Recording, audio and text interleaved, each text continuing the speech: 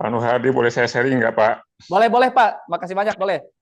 Ya, dulu tahun 2010, 2012, saya punya teman yang apa namanya hobinya mendengkur. Tapi mendengkurnya bukan mendengkur biasa. Buat saya udah luar biasa lah, karena ini yang pertama kali saya jumpai istilahnya teman tidur gitu ya, teman sekamar yang apa namanya mungkin tidak pernah ada yang menjumpai dengkur seperti itu. Jadi dengkurnya itu iramanya yang pertama halus gitu, kemudian dia Hmm. meningkat, kemudian akhirnya seperti turun lagi, tapi tiba-tiba terjadi ledakan yang kalau orang di sampingnya pasti kaget. Karena itu benar-benar ledakan seperti ledakan yang petasan gede meledak gitu loh. Jadi pasti semua orang kaget. Nah, suatu hari dia pergi umroh, mau umroh Ramadan, saya udah kebayang dia umroh Ramadan pasti akan tidur di Masjid Nabawi atau di Hmm. Masjidil Haram. Saya berpikir pasti dia akan dimarahi oleh semua orang. Begitu pulang dari umroh, benar juga. Kal, gue dimarahin sama semua orang. Iya, ya udah. Terus mau diapain? Kemarin ke dokter harus dioperasi, kata dokter. Karena Hmm. terjadi pelemahan otot dan pelemahan pada saluran-saluran apalah, saya nggak tahu nama kedokterannya gitu. Saya bilang, oke, kalau kayak begitu, mau nggak ikut saya, nggak usah dioperasi. Tapi kita perkuat ototnya melalui mencari apa hal yang menyebabkan lemahnya otot.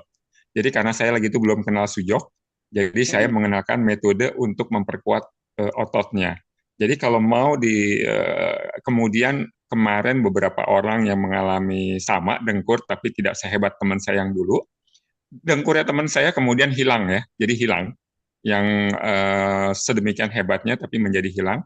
Jadi kemarin ketika teman orang bertanya kepada saya tentang mendengkur, maka teori saya adalah memperkuat saluran pernafasan dan tenggorokannya, terutama otot-ototnya.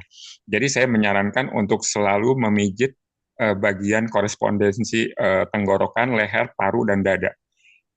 Hanya sekedar itu, dan itu ternyata menimbulkan efek positif yang luar biasa, antara lain dengkurnya berkurang drastis, bahkan ada yang hilang. Jadi sebenarnya saya hanya menggunakan metode pijit aja di pada korespondensi saluran pernafasan, terutama tenggorokan. Jadi jari jempol yang saluran tenggorokannya itu hanya dipelintir-pelintir gitu aja, gitu loh. Itu aja Pak Nur. Oke, luar biasa. Terima kasih Pak P. Saya lupa namanya ini di sini Pak P ya. Maaf Pak, Pak nyela dikit. Ferry. Maaf Pak, nyela dikit tadi jari jempol ya Pak ya. Jari jempol di twist.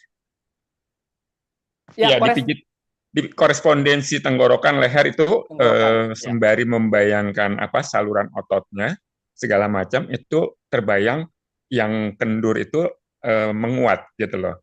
Karena dulu prinsipnya waktu teman saya yang dengkur parah itu prinsipnya adalah memperkuat saluran pernafasannya yang lemah gitu loh.